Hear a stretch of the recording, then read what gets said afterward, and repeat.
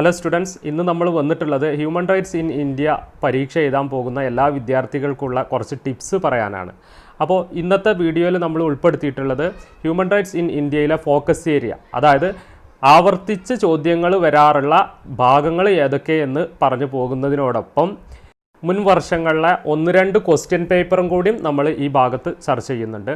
അപ്പോൾ പരീക്ഷ എങ്ങനെ എഴുതണം, അതുപോലെ തന്നെ പരീക്ഷയ്ക്ക് ഏതെല്ലാം രീതിയിലാണ് മാർക്ക് സ്കോർ ചെയ്യാൻ പറ്റുക, ഈ കാര്യങ്ങളൊക്കെ നമ്മൾ ഇതിൽ പറയുന്നുണ്ട്. അപ്പോൾ ഇന്നത്തെ വീഡിയോയിലേക്ക് എല്ലാവർക്കും സ്വാഗതം. ഇവിടെ നമ്മൾ ആദ്യമായിട്ട് പറയാൻ പോകുന്നത് ഹ്യൂമൻ റൈറ്റ്സ് ഇൻ ഇന്ത്യ എന്ന പേപ്പറിൽ സാധാരണ എല്ലാ വർഷവും ആവർത്തിച്ച് ചോദിക്കാറുള്ള ഏരിയകൾ ഏതൊക്കെയെന്ന് നോക്കാം. അപ്പോൾ നമുക്ക് ഇതിൽ ഫോക്കസ് ഏരിയ ഒന്നാമത്തത് ഇവല്യൂഷൻ ഓഫ് ഹ്യൂമൻ റൈറ്റ്സ് അല്ലെങ്കിൽ ഡെവലപ്മെൻറ്റ് ഓഫ് ഹ്യൂമൻ റൈറ്റ്സ്.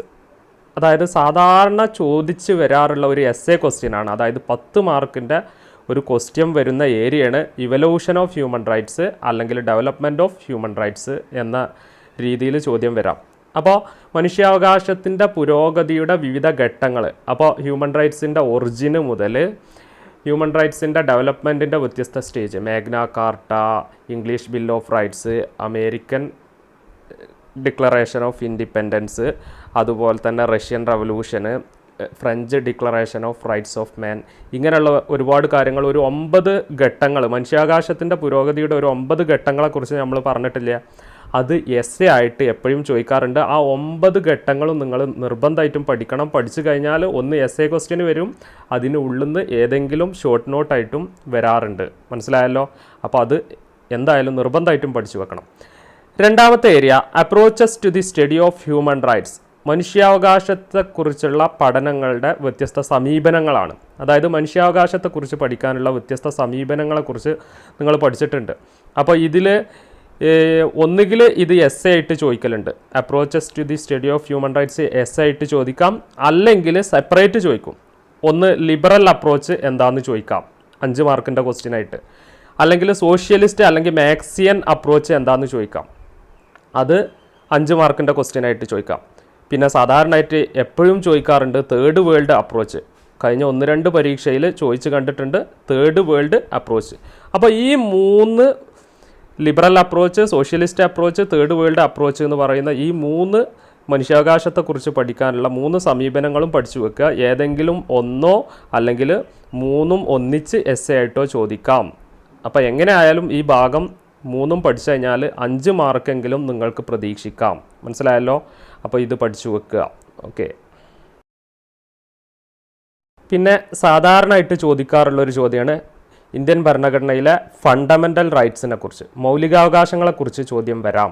പക്ഷേ മൗലികാവകാശങ്ങളെക്കുറിച്ച് നേരിട്ട് ഫണ്ടമെൻ്റൽ റൈറ്റ്സ് എന്നുള്ള ക്വസ്റ്റ്യന് കാണാറില്ല. അതിന് പകരം civil and political rights in Indian constitution എന്ന് കാണാം. ഇന്ത്യൻ ഭരണഘടനയിലെ സിവിൽ പൗരാവകാശങ്ങളും രാഷ്ട്രീയ അവകാശങ്ങളെക്കുറിച്ച് ഒരു ഷോർട്ട് എസ്സേ എഴുതാൻ അല്ലെങ്കിൽ ഒരു എസ്സേ എഴുതാനൊക്കെ ചിലപ്പം ചോദിക്കാം.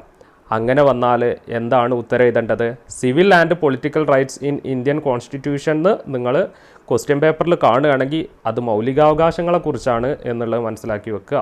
പിന്നെ ചെറിയ ഒരു ക്വസ്റ്റ്യന് വരാൻ സാധ്യതയുള്ളതാണ് റിട്ടുകൾ, അല്ലേ? മൗലികാവകാശം സംരക്ഷിക്കാനായിട്ട് സുപ്രീം കോടതിയോ ഹൈക്കോടതിയോ ഇറക്കുന്ന ഉത്തരവുകളാണ് റിട്ടുകൾ. റിട്ട് 5 തരമുണ്ട്. അപ്പോൾ ഈ റിട്ടുകളെക്കുറിച്ചും നിങ്ങൾ എന്ത് ചെയ്യുക, പഠിച്ചു വെക്കുക. മനസ്സിലായല്ലോ? അതുപോലെ തന്നെ പിന്നെ ആവർത്തിച്ച് ചോദിക്കാറുള്ള ഒരു ഏരിയയാണ് directive principles of state policy, അല്ലേ? ഇന്ത്യൻ ഭരണഘടനയിലെ 4-ാം ഭാഗത്ത് ഡയറക്റ്റീവ് പ്രിൻസിപ്പിൾസിനെ പറ്റി പറയുന്നുണ്ട്, അല്ലേ? നിർദ്ദേശക തത്വങ്ങൾ. അപ്പോൾ ഈ നിർദ്ദേശക തത്വങ്ങളെക്കുറിച്ചുള്ള ചോദ്യം വരൽ എങ്ങനെയെന്ന് ചോദിച്ചാൽ ചിലപ്പം പരീക്ഷ പേപ്പറിൽ DPSP എന്ന് കാണാം. Directive principles of state policy ചുരുക്കിയിട്ട് DPSP എന്ന് കാണാം. DPSP എന്ന് കണ്ടാൽ ഡയറക്റ്റീവ് പ്രിൻസിപ്പിൾസിനെ പറ്റിയാണ് എഴുതേണ്ടത്. മനസ്സിലായോ? അല്ലെങ്കിൽ ഇതേ സാധനം ഡയറക്റ്റീവ് പ്രിൻസിപ്പിൾസ് ചോദിക്കൽ മറ്റൊരു രീതിയിലാണ്. Socio cultural and economic rights in Indian constitution. Indian ഭരണഘടനയിലെ സാമൂഹികവും സാംസ്കാരികവും സാമ്പത്തികവുമായ അവകാശങ്ങളെക്കുറിച്ച് എഴുതാൻ പറയും. അങ്ങനെ എഴുതാൻ പറഞ്ഞു കഴിഞ്ഞാൽ നിർബന്ധമായിട്ടും നിങ്ങൾ എന്തിനെക്കുറിച്ചാണ് എഴുതേണ്ടത്? Directive principles of state policy എന്ന് പറയുന്ന ഭാഗമാണ് എഴുതേണ്ടത്. മനസ്സിലായല്ലോ? അപ്പോൾ ഫണ്ടമെൻ്റൽ റൈറ്റ്സിന് civil and political rights in Indian constitution എന്നാവും ചോദ്യം വരിക. അതുപോലെ തന്നെ ഡയറക്റ്റീവ് പ്രിൻസിപ്പിൾസിന് socio cultural economic rights in Indian constitution എന്നാവും ചോദ്യം വരിക. അപ്പോൾ ചോദ്യം ചോദ്യത്തിന് ഉത്തരം എഴുതുമ്പോൾ ചോദ്യങ്ങൾ ശരിക്കും മനസ്സിലാക്കി തന്നെ എന്ത് ചെയ്യണം, എഴുതണം. ഡയറക്റ്റ് ക്വസ്റ്റ്യന് ചിലപ്പം വരുള്ളൂ ഈ ഫണ്ടമെൻ്റൽ റൈറ്റ്സും ഡയറക്റ്റീവ് പ്രിൻസിപ്പിൾസും. അപ്പോൾ അതുകൊണ്ട് അത് ശരിക്കും മനസ്സിലാക്കി വെക്കണം. അതുകൊണ്ട് അത് ഇത്രയും വിശദീകരിച്ചത്. അടുത്തത് റൈറ്റ് ടു ഇൻഫർമേഷൻ ആക്ട്, വിവരാവകാശ നിയമത്തെക്കുറിച്ച് ചോദ്യങ്ങൾ വരാറുണ്ട്. അപ്പോൾ വിവരാവകാശ നിയമം എന്ന് ചിലപ്പം കാണൂല, റൈറ്റ് ടു ഇൻഫർമേഷൻ ആക്ട് എന്ന് ചിലപ്പം കാണൂല. പരീക്ഷ പേപ്പറിൽ RTI ആക്ട് എന്ന് കാണും. എന്താ കാണുക? RTI act. RTI ആക്ട് എന്ന് പറഞ്ഞാൽ വിവരാവകാശ നിയമത്തെക്കുറിച്ചാണ് നിങ്ങൾ ഉത്തരം എഴുതേണ്ടത്. മനസ്സിലായല്ലോ? അപ്പോൾ അതും കൂടിയും പഠിച്ചു വെക്കുക. ക്ലിയർ അല്ലേ? അടുത്ത ഭാഗം ശ്രദ്ധിക്കുക. UDHR ഏറ്റവും പ്രധാനപ്പെട്ട ഭാഗമാണ്, ചോദിക്കാൻ വളരെ സാധ്യത കൂടുതലാണ്. Universal declaration of human rights ആട്ടാ. അവിടെ എഴുതിയ ഭാഗത്ത് ചെറിയ തെറ്റുണ്ട്. Universal declaration of human rights, അതായത് UDHR അല്ലേ, ഐക്യരാഷ്ട്രസഭ 1948 പാസ്സാക്കിയ UDHRനെ കുറിച്ച് ഒന്നുകിൽ എസ്സേ ചോദിക്കാം, അല്ലെങ്കിൽ ഷോർട്ട് എസ്സേ വരാം. എസ്സേ ആയിട്ടും വരാം, അല്ലെങ്കിൽ 10 മാർക്കിൻ്റെ എസ്സേ ആയിട്ട് വരാം, അല്ലെങ്കിൽ 5 മാർക്കിൻ്റെ ഷോർട്ട് എസ്സേ ആയിട്ട് വരാൻ സാധ്യതയുള്ള ഒരു ക്വസ്റ്റ്യനാണ് UDHR അല്ലേ. അപ്പോൾ UDHR എന്താണെന്ന് എഴുതണം. അതുപോലെ തന്നെ അതിനൊരു പ്രിയാമ്പിൾ ഉണ്ട്. പ്രിയാമ്പിളിൽ പറയുന്ന കാര്യങ്ങൾ, പിന്നെ 30 ആർട്ടിക്കിൾ ഉണ്ട്. 30 ആർട്ടിക്കിളിൽ ഏറ്റവും പ്രധാനപ്പെട്ട ആർട്ടിക്കിളിനെ കുറിച്ച് എഴുതുക. Importance, significance of UDHR. S എഴുതുമ്പോൾ സിഗ്നിഫിക്കൻസ്, അതിൻ്റെ പ്രാധാന്യം കൂടി എഴുതുക. UDHR എന്ന് മാത്രം ചോദിക്കുകയാണെങ്കിൽ 5 മാർക്കിൻ്റെ ചോദ്യമൊക്കെ ആണെങ്കിൽ നിങ്ങൾ എന്ത് എഴുതിയാൽ മതി, UDHR എന്താണെന്ന് എഴുതുക. അതിൻ്റെ പ്രിയാമ്പിളും ആർട്ടിക്കിളുകളും ഒന്ന് ചുരുക്കി എഴുതുക. 5 മാർക്കിന് ആ രീതിയിൽ എഴുതുക. അപ്പോൾ UDHR എസ്സേ ആയിട്ടോ ഷോർട്ട് എസ്സേ ആയിട്ടോ ചോദ്യം വരാം. മനസ്സിലായല്ലോ? പിന്നെ ഇന്ത്യയിൽ മനുഷ്യാവകാശം സംരക്ഷിക്കുന്നതിൽ ഏജൻസികളിൽ മെയിനായിട്ട് ചോദിക്കാൻ 2 കാര്യങ്ങളാണ് സാധ്യത. ഒന്ന് ജുഡീഷ്യറി, മനുഷ്യാവകാശം സംരക്ഷിക്കുന്നതിൽ ജുഡീഷ്യറിയുടെ പങ്ക് എന്താണെന്ന് ചോദിക്കാറുണ്ട്. അപ്പോൾ അത് ജുഡീഷ്യറിനെ പറ്റി പഠിച്ചു വെക്കുക. അതിനൊപ്പം നാഷണൽ ഹ്യൂമൻ റൈറ്റ്സ് കമ്മീഷൻ, ദേശീയ മനുഷ്യാവകാശ കമ്മീഷനെ കുറിച്ചും ചിലപ്പം ചോദിക്കാം കേട്ടോ. അപ്പോൾ ഇത് രണ്ടും നിർബന്ധമായിട്ടും പഠിച്ചേക്കുക. Judiciary, national human rights commission. National human rights കമ്മീഷനെ ചിലപ്പം ചുരുക്കിയാൽ ചോദിക്കുക NHRC എന്ന് കേട്ടോ. അപ്പോൾ അത് പഠിച്ചു വെക്കുക. അതുപോലെ തന്നെ ചിലപ്പം പരീക്ഷ പേപ്പറിൽ NGO എന്ന് കാണാം. NGO ഒന്ന് ഷോർട്ട് ആൻസറായിട്ട് എഴുതാൻ NGO എന്ന് കാണാം. NGOനെ പറ്റി ചോദിച്ചാൽ PUCLനെ പറ്റി എഴുതിയാൽ മതി. People's Union for Civil Liberties, അല്ലെങ്കിൽ PUCLനെ കുറിച്ച് എഴുതാൻ പറയും. അപ്പോൾ ഇന്ത്യയിൽ മനുഷ്യാവകാശം സംരക്ഷിക്കാൻ പ്രവർത്തിക്കുന്ന ഒരു നോൺ ഗവൺമെൻറ്റൽ ഓർഗനൈസേഷൻ NGO ആണ് ഏത്, PUCL. അപ്പോൾ PUCLനെ പറ്റിയും ചോദ്യങ്ങൾ ആവർത്തിച്ച് വരാറുണ്ട്. ക്ലിയർ അല്ലേ? പിന്നെ മിക്കവാറും പരീക്ഷ പേപ്പറിൽ ചോദിച്ച് കാണാറുള്ള ഒരു സംഗതിയാണ് പബ്ലിക് ഇൻട്രസ്റ്റ് ലിറ്റിഗേഷൻ, അല്ലെങ്കിൽ ചിലപ്പം പരീക്ഷ പേപ്പറിൽ ചുരുക്കി കാണാം PIL എന്ന്. PIL പബ്ലിക് ഇൻട്രസ്റ്റ് ലിറ്റിഗേഷൻ, അതായത് പൊതു താൽപ്പര്യ ഹർജിയെപ്പറ്റി എഴുതാനാണ് അവിടെ കേട്ടോ. അപ്പോൾ പബ്ലിക് ഇൻട്രസ്റ്റ് ലിറ്റിഗേഷൻ അല്ലെങ്കിൽ PIL എന്ന് കണ്ടാൽ എന്തിനെ പറ്റി എഴുതുക, പൊതു താൽപ്പര്യ ഹർജി. ആവർത്തിച്ച് ചോദിക്കാറുള്ള ഒരു ചോദ്യമാണ്. ഇനി ആവർത്തിച്ച് ചോദിച്ചു വരാറുള്ള എസ്സേ അല്ലെങ്കിൽ ഷോർട്ട് എസ്സേ ആയിട്ട് വരുന്ന ഒരു ക്വസ്റ്റ്യനാണ് challenges to human rights. Challenges to human rights എന്ന് പറഞ്ഞിട്ട് എസ്സേ ചോദിക്കും. അപ്പോൾ എസ്സേ ചോദിക്കുമ്പോൾ human rights violation among Dalits Adivasis, ആദിവാസികൾക്കും ദളിതർക്കും ഇടയിലുള്ള മനുഷ്യാവകാശ ലംഘനങ്ങളെക്കുറിച്ച് എഴുതണം. അതിനൊപ്പം human rights violation against women, സ്ത്രീകൾക്ക് നേരെയുള്ള അതിക്രമങ്ങൾ അതിൽ എഴുതണം.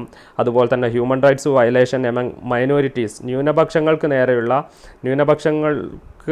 നേരെയുള്ള മനുഷ്യാവകാശ ലംഘനങ്ങളെക്കുറിച്ച് നിങ്ങൾ എഴുതണം. അതുപോലെ തന്നെ പോലീസ് അട്രോസിറ്റീസ്, പോലീസിൻ്റെ അതിക്രമങ്ങളെക്കുറിച്ചും എഴുതണം. അപ്പോൾ ഈ രീതിയിൽ ഇന്ത്യയിൽ മനുഷ്യാവകാശ ലംഘനങ്ങൾ നേരിടുന്ന ദളിതരെക്കുറിച്ചും ആദിവാസികളെക്കുറിച്ചും സ്ത്രീകളെക്കുറിച്ചും കുട്ടികളെക്കുറിച്ചും ന്യൂനപക്ഷങ്ങളെക്കുറിച്ചും അതുപോലെ തന്നെ പോലീസിൻ്റെ അതിക്രമങ്ങളൊക്കെയാണ് മനുഷ്യാവകാശം നേരിടുന്ന പ്രധാനപ്പെട്ട വെല്ലുവിളികളെന്ന് മനസ്സിലാക്കുക. ഏറ്റവും അവസാനത്തെ ചാപ്റ്ററിലെ ഏറ്റവും അവസാനത്തെ ഭാഗത്താണ് ഞാനിത് പറഞ്ഞത്. അതുകൊണ്ട് തന്നെ ഇത് നിർബന്ധമായിട്ടും പഠിച്ചു വെക്കുക. ഏറ്റവും പ്രധാനപ്പെട്ട ഒരു ഏരിയയാണ് ചാലഞ്ചസ് ടു ഹ്യൂമൻ റൈറ്റ്സ്. അതുകൊണ്ട് തന്നെ ഇത് ഒന്നുകിൽ എസ്സേ ആയിട്ട് ചോദിക്കും, അല്ലെങ്കിൽ human rights violation against Dalits and Adivasis എന്നൊക്കെ ചോദിക്കാം. അപ്പോൾ അത് ഷോർട്ട് എസ്സേ ആയിട്ടും നിങ്ങൾക്ക് അങ്ങനെ കാണാം. ഇതിൻ്റെ ഉള്ളിലുള്ള കാര്യങ്ങൾ സെപ്പറേറ്റ് ചോദിക്കും, അല്ലെങ്കിൽ എസ്സേ വരികയാണെങ്കിൽ ചാലഞ്ചസ് ടു ഹ്യൂമൻ റൈറ്റ്സ് എന്ന പേരിലാവും വരിക. മനസ്സിലായല്ലോ? അപ്പോൾ അത് പഠിച്ചു വെക്കുക. അതുപോലെ തന്നെ നമ്മുടെ പരീക്ഷ പേപ്പറിൽ ആവർത്തിച്ച് ചോദിക്കുന്ന ഒരു ഷോർട്ട് ഷോർട്ട് നോട്ട് ക്വസ്റ്റ്യൻ ആണ്, ഏറ്റവും 3 മാർക്കിൻ്റെ ക്വസ്റ്റ്യൻ ആണ് ഡൊമസ്റ്റിക് വയലൻസ്, ഗാർഹിക പീഡനങ്ങൾ. അതായത് സ്ത്രീകൾ ഏറ്റവും സുരക്ഷിതരാണെന്ന് കരുതുന്ന സ്ഥലം വീടാണ്, പക്ഷേ സ്ത്രീകൾ ഏറ്റവും കൂടുതൽ പീഡനങ്ങൾ അനുഭവിക്കുന്നത് വീട്ടിൽ വെച്ചാണ് അല്ലേ. അപ്പോൾ വീട്ടിൽ വെച്ച് സ്ത്രീകൾ അനുഭവിക്കുന്ന പീഡനങ്ങളാണ് ഗാർഹിക പീഡനങ്ങളെ കൊണ്ട് ഉദ്ദേശിക്കുന്നത്. അപ്പോൾ അത് ശാരീരികമോ മാനസികമോ അല്ലെങ്കിൽ ലൈംഗികമോ ആയ ഏത് അതിക്രമവും, വീട്ടിനകത്ത് വെച്ച് നടക്കുന്ന ഏത് അതിക്രമവും ഡൊമസ്റ്റിക് വയലൻസ് ആണ്. അതുപോലെ തന്നെ ഡൊമസ്റ്റിക് വയലൻസിന് തടയാനുള്ള നിയമം ഇന്ത്യയിലുണ്ട്. അതുപോലെ തന്നെ സ്ത്രീധനം ഡൊമസ്റ്റിക് വയലൻസിന് ഏറ്റവും പ്രധാനപ്പെട്ട കാരണമാണ്. ഈ കാര്യങ്ങളൊക്കെയാണ് ഡൊമസ്റ്റിക് വയലൻസിനെ പറ്റി ചോദിച്ചാൽ എഴുതേണ്ടത്. അപ്പോൾ ഇത്രയും കാര്യങ്ങളാണ് മെയിൻ ഏരിയ, അതായത് ആവർത്തിച്ച് വരാറുള്ള ഏരിയ എന്നുള്ള നിലക്കാണ് ഞാൻ പറഞ്ഞത്. ബാക്കിയുള്ളത് പഠിക്കണ്ട എന്നല്ല, ബാക്കിയുള്ളത് പഠിക്കണം, പക്ഷേ പ്രത്യേകം ഒന്ന് ശ്രദ്ധിക്കേണ്ട ഏരിയ എന്നുള്ള നിലക്കാണ് ഈ ഭാഗങ്ങൾ ഞാൻ പറഞ്ഞു തന്നത്. അപ്പോൾ ഇത് മാത്രം പഠിച്ചു പോകുക എന്നതിന് പകരം എല്ലാ ഭാഗവും വായിച്ചു നോക്കണം, സിലബസ് മൊത്തം കവർ ചെയ്യണം. അതിന് പുറമെ ഈ ഭാഗം നിങ്ങൾ ഒന്ന് പെട്ടെന്ന് തന്നെ എന്ത് ചെയ്യണം, നല്ല ഉഷാറായിട്ട് കണ്ണോടിച്ച് പോകണം. എന്നാൽ പരമാവധി മാർക്ക് സ്കോർ ചെയ്യാൻ പറ്റും. ക്ലിയർ അല്ലേ? അപ്പോൾ ഈ കാര്യങ്ങളാണ്, ഇതാണ് ഫോക്കസ് ഏരിയ. ഇനി നമ്മൾ ക്വസ്റ്റ്യൻ പേപ്പർക്കാണ് കടക്കുന്നത് കേട്ടോ. മുൻ വർഷങ്ങളിലെ ക്വസ്റ്റ്യൻ പേപ്പറിലേക്കാണ് ഇനി കടക്കുന്നത്. ഓക്കെ, ഇനി നമ്മൾ ക്വസ്റ്റ്യൻ പേപ്പറാണ് ഡിസ്കസ് ചെയ്യേണ്ടത്. അപ്പോൾ 2016 നവംബറിൽ നടന്ന ഹ്യൂമൻ റൈറ്റ്സ് ഇൻ ഇന്ത്യൻ്റെ ക്വസ്റ്റ്യൻ പേപ്പറാണ് നിങ്ങൾ കാണുന്നത്. അപ്പോൾ ഇതിൽ എത്ര മാർക്കിൻ്റെ ക്വസ്റ്റ്യൻ ആണ് നിങ്ങൾക്ക് ഉണ്ടാവുക എന്നുള്ളത്, മാക്സിമം മാർക്ക് 40 മാർക്കാണ്. എല്ലാം നിങ്ങൾ 80 മാർക്കിലേക്കല്ല പരീക്ഷ ചെയ്തില്ല, ഇതിന് 40 മാർക്കേ ഉള്ളൂ എന്നുള്ളത് ആദ്യം തന്നെ നിങ്ങൾ മനസ്സിലാക്കി വെക്കണം. ക്ലിയർ അല്ലേ? 40 മാർക്കായതുകൊണ്ട് തന്നെ 2 മണിക്കൂർ മാത്രമാണ് പരീക്ഷ എഴുതാനുള്ള സമയം. അതിനൊപ്പം നിങ്ങൾക്ക് ഡിസ്റ്റൻസായി ചെയ്യുന്നവർക്ക് മൾട്ടിപ്പിൾ ചോയ്സ് ക്വസ്റ്റ്യൻസ് ഉണ്ടാകും. അപ്പോൾ multiple choice MCQ question paper നിങ്ങൾ എന്ത് ചെയ്യണം, ചോദിച്ച് വാങ്ങണം. ഇനി പരീക്ഷാ പേപ്പറിൻ്റെ സ്ട്രക്ചർ പറയാം. ഈ പരീക്ഷാ പേപ്പറിൽ 3 സെക്ഷനുകളാണ് ഉണ്ടാവുക. ആൻസർ ഓൾ 3 സെക്ഷൻസ് എന്ന് കണ്ടോ. അപ്പം 3 സെക്ഷനായിട്ടാണ് ക്വസ്റ്റ്യൻ പേപ്പർ ഉണ്ടാവുക. സെക്ഷൻ A ഉണ്ട്, സെക്ഷൻ B ഉണ്ട്, സെക്ഷൻ C ഉണ്ട്. അതായത് സെക്ഷൻ Aയിൽ 3 മാർക്കിൻ്റെ ക്വസ്റ്റ്യൻസ് ആണ്, ഷോർട്ട് ആൻസർ ആണ്. അതുപോലെ തന്നെ സെക്ഷൻ Bയിൽ ഷോർട്ട് essay ആണ്, 5 മാർക്കിൻ്റെ ക്വസ്റ്റ്യൻ ആണ്. സെക്ഷൻ Cയിൽ 10 മാർക്കിൻ്റെ essay ക്വസ്റ്റ്യൻസ് ആണ് ഉണ്ടാവുക. അപ്പോൾ ഇങ്ങനെ 40 മാർക്കിന് 3 സെക്ഷനുകളായിട്ടുള്ള ക്വസ്റ്റ്യൻ ആണ് ഉണ്ടാവുക. മനസ്സിലായല്ലോ? അപ്പോൾ ക്വസ്റ്റ്യൻ പേപ്പറിൻ്റെ ഒന്നാമത്തെ സെക്ഷൻക്ക് കടക്കുന്നതിന് മുമ്പ് നിങ്ങൾ മുകളിൽ കാണാം, answers may be written either in English or in Malayalam. നിങ്ങൾക്ക് ഉത്തരങ്ങൾ ഇംഗ്ലീഷിലോ മലയാളത്തിലോ എഴുതാം. അപ്പോൾ പലർക്കും സംശയമുണ്ട്, ഇംഗ്ലീഷിൽ എഴുതാൻ പാടുള്ളൂ അല്ലെങ്കിൽ മലയാളത്തിൽ എഴുതാൻ പറ്റുമോ എന്നൊക്കെയുള്ള സംശയങ്ങളുണ്ട്. ആ സംശയത്തിനുള്ള ഉത്തരമാണ് ഈ ക്വസ്റ്റ്യൻ പേപ്പറിൽ തന്നെ ഉണ്ട്. Answers may be written either in English or in Malayalam അല്ലേ. അപ്പോൾ നമുക്ക് ആൻസർ ഇംഗ്ലീഷിലോ മലയാളത്തിലോ എഴുതാം എന്നുള്ളതാണ് അവിടെ കൊടുത്തിട്ടുള്ളത്. അപ്പോൾ സെക്ഷൻ എയിലെ ക്വസ്റ്റ്യൻസിൻ്റെ പ്രത്യേകത എന്താ? Answer any 5 of the following. താഴെ കൊടുത്തിട്ടുള്ളവയിൽ ഏതെങ്കിലും 5 എണ്ണം എഴുതിയാൽ മതി. Answer shall not exceed 50 words each question carries 3 mark. 50 വേർഡ്സിൽ കൂടാതെ എഴുതുക. അതുപോലെ തന്നെ ഓരോ ക്വസ്റ്റ്യനും 3 മാർക്ക് വീതമാണ് ഉണ്ടാവുക. അതായത് സെക്ഷൻ എയിൽ 3 മാർക്കിൻ്റെ 9 ക്വസ്റ്റ്യന് തരും. നിങ്ങൾക്ക് 3 മാർക്കിൻ്റെ 9 ക്വസ്റ്റ്യൻ തരും. ഈ 3 മാർക്കിൻ്റെ 9 ക്വസ്റ്റ്യന് നിങ്ങൾക്ക് ഇഷ്ടമുള്ള 5 എണ്ണത്തിന് ഉത്തരം എഴുതിയാൽ മതി. പക്ഷേ 3 മാർക്കിൻ്റെ ചോദ്യത്തിന് ഉത്തരം എഴുതുമ്പോൾ നിങ്ങൾ ചില കാര്യങ്ങൾ ശ്രദ്ധിക്കണം. അപ്പോൾ അതിൽ ഒന്ന് ക്വസ്റ്റ്യൻ നമ്പർ ഇടാനും മറക്കരുത്. ക്വസ്റ്റ്യൻ നമ്പർ ഇടുക. ക്വസ്റ്റ്യൻ നമ്പർ ഇട്ടിട്ട് എല്ലാ ക്വസ്റ്റ്യനും ആൻസർ എഴുതുമ്പോൾ ഒരു ഹെഡിങ് കൊടുക്കുക. ഇപ്പോൾ ഒന്നാമത്തെ ക്വസ്റ്റ്യൻ നോക്കുക, തിയറി ഓഫ് നാച്ചുറൽ റൈറ്റ്. അപ്പോൾ 1 നമ്പർ ഇട്ടിട്ട് തിയറി ഓഫ് നാച്ചുറൽ റൈറ്റ് എന്ന് പറഞ്ഞിട്ട് ഒരു ഹെഡിങ് കൊടുക്കുക. രണ്ടാമത്തെ ക്വസ്റ്റ്യന് ഉത്തരം എഴുതുകയാണെങ്കിൽ മൈനോറിറ്റി റൈറ്റ്സ് ഇൻ ഇന്ത്യ എന്ന് ഹെഡിങ് കൊടുക്കണം. മൂന്നാമത്തെ ചോദ്യത്തിന് ഉത്തരം എഴുതുകയാണെങ്കിൽ ഡൊമസ്റ്റിക് വയലൻസ് എന്ന് ഹെഡിങ് കൊടുക്കണം. അങ്ങനെ എല്ലാ ക്വസ്റ്റ്യനും ആൻസർ എഴുതുമ്പോൾ ഒരു ഹെഡിങ് കൊടുക്കുക, അതിന് അനുയോജ്യമായ ഹെഡിങ് കൊടുക്കുക. അപ്പോൾ ഇതിൽ ഡൊമസ്റ്റിക് വയലൻസ് ആണെങ്കിൽ ഡൊമസ്റ്റിക് വയലൻസ് എന്ന് ഹെഡിങ് കൊടുത്തിട്ട് ഏകദേശം ഒരു 1/4 പേജിലേറെ വരുന്ന അല്ലെങ്കിൽ ഒരു 1/2 പേജോളം വരുന്ന ഒരു പാരഗ്രാഫായിട്ടാണ് നിങ്ങൾ ഉത്തരം എഴുതേണ്ടത്. മനസ്സിലായോ? അപ്പോൾ 1-2 വരിയിൽ ഒതുക്കരുത്. 3 മാർക്കല്ലേ എന്ന് വിചാരിച്ചിട്ട് 1-2-3 വരിയിൽ ഒതുക്കരുത്. അതിന് പകരം നിങ്ങൾ അത്യാവശ്യം വലുപ്പമുള്ള ഒരു പാരഗ്രാഫ് ആയിട്ട് തന്നെ ഇതിന് ഉത്തരം എഴുതുക. അതിനൊപ്പം ഹെഡിങ് എന്താണോ ചോദിച്ചത് അത് ഹെഡിങ് ആയിട്ട് കൊടുക്കും ചെയ്യുക. മനസ്സിലായല്ലോ? അപ്പം നാച്ചുറൽ റൈറ്റ് തിയറി ചോദിച്ച സ്ഥിതിക്ക് നാച്ചുറൽ റൈറ്റ് തിയറി എന്ന് ഹെഡിങ് കൊടുത്തിട്ട് ഒരു 1/4 പേജോ അല്ലെങ്കിൽ 1/2 പേജോ വരുന്ന രീതിയിൽ ആൻസർ ചെയ്യാം. അപ്പോൾ ഇങ്ങനെയുള്ള ഈ 3 മാർക്കിൻ്റെ ചോദ്യത്തിന് ഇങ്ങനെയാണ് ഉത്തരം എഴുതേണ്ടത്. മനസ്സിലായല്ലോ? അപ്പോൾ അത് മനസ്സിലാക്കി വെക്കുക. അപ്പോൾ theory of natural right, minority rights in India, 2ാമത്തെ ചോദ്യം, 3ാമത്തെ ഡൊമസ്റ്റിക് വയലൻസ്, 4ാമത്തെ ചോദ്യം റൈറ്റ് ടു ഇൻഫർമേഷൻ അല്ലേ. അതുപോലെ തന്നെ 5ാമത്തെ ചോദ്യം PUCL പറ്റിയാണ്. 6ാമത്തെ ചോദ്യം PIL പബ്ലിക് ഇൻട്രസ്റ്റ് ലിറ്റിഗേഷനെ പറ്റിയാണ്. 7ാമത്തെ കസ്റ്റോഡിയൽ ഡെത്തിനെ കുറിച്ച് ചോദിക്കുന്നുണ്ട്. 8ാമത്തത് feminist perspective on human rights. 9ാമത്തത് സ്റ്റേറ്റ് ഹ്യൂമൻ റൈറ്റ്സ് കമ്മീഷൻ. ഇതിൽ നമുക്ക് ഇഷ്ടമുള്ള 5 എണ്ണത്തിന് ഉത്തരം എഴുതിയാൽ മതി. 3 മാർക്കാണ്. ഒരു പാരഗ്രാഫായിട്ട് ഹെഡിങ് ഉൾപ്പെടുത്തി ആൻസർ ചെയ്യുക. അത്രേ നമുക്ക് 3 മാർക്കിൻ്റെ ചോദ്യത്തിന് ഉത്തരം എഴുതുമ്പോൾ ശ്രദ്ധിക്കേണ്ട കാര്യം. ഓക്കെ. ക്വസ്റ്റ്യൻ പേപ്പറിലെ 2ാമത്തെ സെക്ഷൻ B അല്ലേ. അതിൽ 3 ചോദ്യത്തിന് നിങ്ങൾ ഉത്തരം എഴുതിയാൽ മതി അല്ലേ. ഓരോ ചോദ്യത്തിനും 5 മാർക്ക് വീതം. അപ്പോൾ ഈ സെക്ഷനിലും നമുക്ക് 15 മാർക്കാണ് സ്കോർ ചെയ്യാൻ പറ്റുക. 5 ചോദ്യങ്ങൾ തരും. അതിൽ 3 എണ്ണത്തിന് നമ്മൾക്ക് എന്ത് ചെയ്താൽ മതി? ഉത്തരം എഴുതിയാൽ മതി.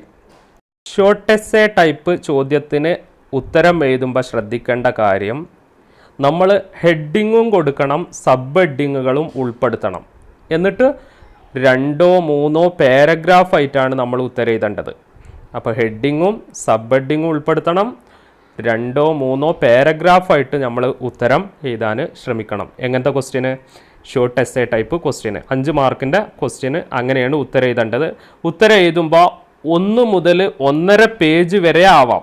അപ്പോൾ 1 മുതൽ 1.5 പേജ് വരെ ഈ ചോദ്യങ്ങൾക്ക് നിങ്ങൾക്ക് ഉത്തരം എഴുതാം. അപ്പോൾ നന്നായിട്ട് അറിയുന്നതാണെങ്കിൽ 1.5 പേജ് വരെ എഴുതുക.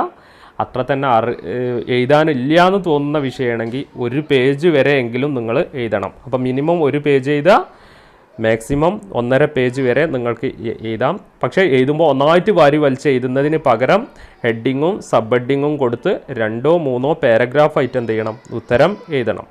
അപ്പോൾ ഇവിടെ ഒരു എക്സാമ്പിൾ പറയാം. Bring out the significance of universal declaration of human rights. സാർവത്രിക മനുഷ്യാവകാശ പ്രഖ്യാപനത്തിൻ്റെ, അതായത് UDHRൻ്റെ പ്രാധാന്യത്തെക്കുറിച്ചാണ് ചോദിക്കേണ്ടത്. അപ്പോൾ നിങ്ങൾ ഹെഡിങ് കൊടുക്കുക. ഇവിടെ എന്ത് ഹെഡിങ് കൊടുക്കണം? UDHR. അപ്പോൾ universal declaration of human rights എന്ന് ഒരു ഹെഡിങ് കൊടുക്കുക. UDHR എന്ന് ഹെഡിങ് കൊടുക്കുക. എന്നിട്ട് 1948 ഐക്യരാഷ്ട്രസഭ പാസ്സാക്കിയ ഒരു ഡിക്ലറേഷനാണ് ഏത്? UDHR എന്ന് കൊടുക്കുക. UDHRൽ ഒരു പ്രിയാമ്പിളും അതിന് 30 ആർട്ടിക്കിളുകളും ഉണ്ട്. ലോകത്ത് മൊത്തം മനുഷ്യാവകാശം സംരക്ഷിക്കാനായിട്ട് ആദ്യമായിട്ട് ഐക്യരാഷ്ട്രസഭ കൊണ്ടുവന്ന ഒരു നടപടിയാണ് ഇത് എന്നൊക്കെ പറഞ്ഞിട്ട് UDHRനെ പറ്റിയൊരു ഇൻട്രഡക്ഷൻ കൊടുക്കുക. എന്നിട്ട് അതിന് ശേഷം പ്രിയാമ്പിളിൽ എന്തെല്ലാം പറയുന്നു, പ്രിയാമ്പിളിന്ന് ഒരു ഹെഡിങ് കൊടുക്കുക. പ്രിയാമ്പിളിൽ UDHRൻ്റെ പ്രിയാമ്പിളിൽ എന്താ പറയുന്നതെന്ന് എഴുതുക. കുറച്ചൊന്ന് ചുരുക്കി എഴുതുക. അടുത്ത ഹെഡിങ് കൊടുക്കുക UDHRൻ്റെ ആർട്ടിക്കിളുകൾ അല്ലേ, ആർട്ടിക്കിൾസ് എന്ന് എഴുതുക. ആർട്ടിക്കിളുകൾ പ്രധാനപ്പെട്ട എഴുതുക. അതുപോലെ തന്നെ സിഗ്നിഫിക്കൻസ്. ഇങ്ങനെ UDHRനെ കുറിച്ച് ഒരു 1.5 പേജ് വരുന്ന ഒരു ഷോർട്ട് എസ്സേ നിങ്ങൾ എഴുതുക. അതുപോലെ തന്നെ തേർഡ് വേൾഡ് അപ്രോച്ച് ആണ് ചോദിച്ചത്. അപ്പോൾ തേർഡ് വേൾഡ് അപ്രോച്ച് എന്ന് ഹെഡിങ് കൊടുത്തിട്ട് മനുഷ്യാവകാശത്തെ പറ്റി പഠിക്കുന്ന 3 സമീപനങ്ങളുണ്ട്. Marxian approach, liberal approach, third world approach. ഇങ്ങനെ 3 സമീപനങ്ങളാണ് ഉള്ളത്. എന്നിട്ട് 2ാമത്തെ സൈഡ് ഹെഡിങ് ആയിട്ട് third world approach. Third world അപ്രോച്ചിനെ കുറിച്ച് നിങ്ങൾ എന്ത് ചെയ്യുക? വിശദീകരിക്കുക. അങ്ങനെ 1 പേജോ 1.5 പേജോ എഴുതുക. ഹെഡിങ്ങും സബ് ഹെഡിങ്ങും ഉൾപ്പെടുത്തുക. ഇതാണ് 5 മാർക്കിൻ്റെ ചോദ്യത്തിന് ഉത്തരം എഴുതേണ്ടത്. അപ്പോൾ ഈ സെക്ഷനിൽ ഇങ്ങനെ ഇഷ്ടമുള്ള 3 ചോദ്യത്തിന് എന്ത് ചെയ്യുക? ഉത്തരം എഴുതുക. മനസ്സിലായല്ലോ? ക്വസ്റ്റ്യൻ പേപ്പറിലെ 3ാമത്തെ സെക്ഷൻ C. ഈ സെക്ഷൻ Cയിൽ വരിക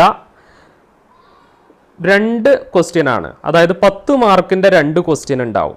ഈ 10 മാർക്കിൻ്റെ 2 ക്വസ്റ്റ്യനിൽ നിങ്ങൾക്ക് ഇഷ്ടമുള്ള ഒറ്റൊന്ന് എഴുതിയാൽ മതി. അത് എസ്സേ ടൈപ്പ് ക്വസ്റ്റ്യൻ ആണ്. അതുകൊണ്ട് തന്നെ ഏകദേശം നമ്മൾ 3 പേജ് എങ്കിലും എഴുതണം. 3 പേജെങ്കിലും എഴുതണം. അപ്പോൾ 3 പേജ് എഴുതുമ്പോൾ ശ്രദ്ധിക്കേണ്ട കാര്യം, ഒന്നായിട്ട് വാരി വലിച്ച് എഴുതാൻ പറ്റൂല. അതിന് പകരം ഹെഡിങ് കൊടുക്കുക, സബ് ഹെഡിങ്ങുകൾ ഉൾപ്പെടുത്തുക, പല പാരഗ്രാഫുകളായിട്ട് നമ്മൾ എന്ത് ചെയ്യുക, ഉത്തരം എഴുതിയാലേ നമുക്ക് മാർക്ക് കിട്ടുള്ളൂ. അപ്പോൾ അതിൽ ഏറ്റവും പ്രധാനപ്പെട്ട പോയിന്റുകൾക്ക് നിങ്ങൾ അടിവര ഇടും കൂടിയും ചെയ്യാം. അപ്പോൾ പ്രധാനപ്പെട്ട പോയിന്റുകൾക്ക് അടിവര ഇടണം.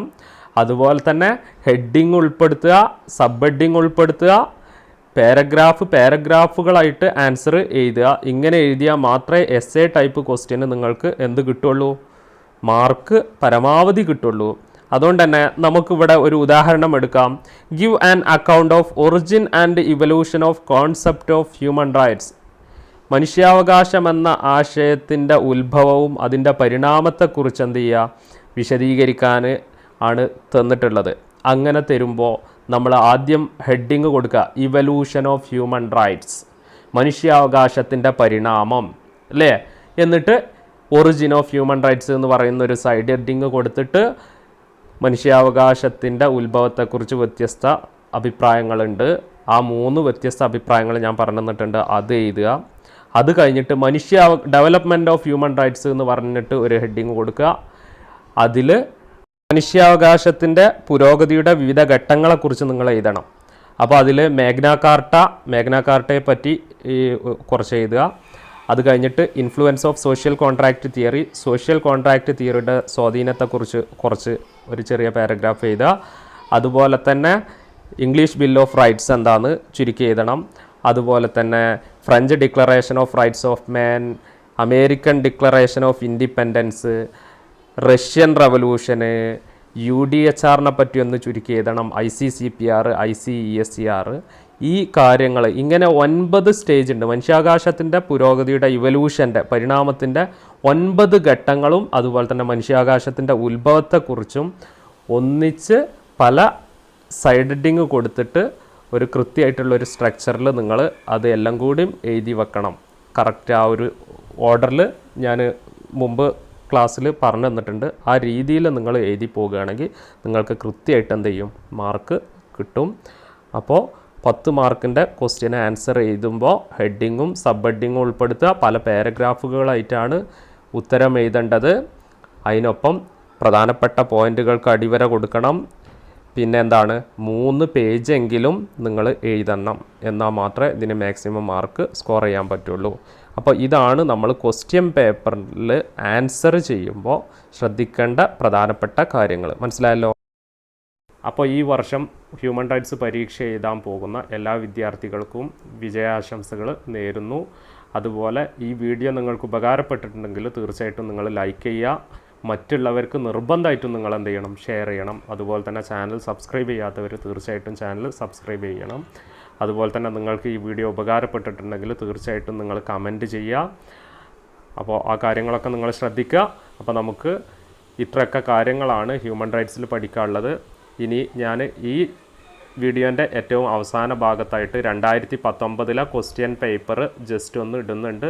ആ ക്വസ്റ്റ്യൻ പേപ്പറും കൂടി നിങ്ങൾ എന്ത് ചെയ്യുക, അവസാന ഭാഗത്തായിട്ട് ശ്രദ്ധിക്കുക. Okay, thank you.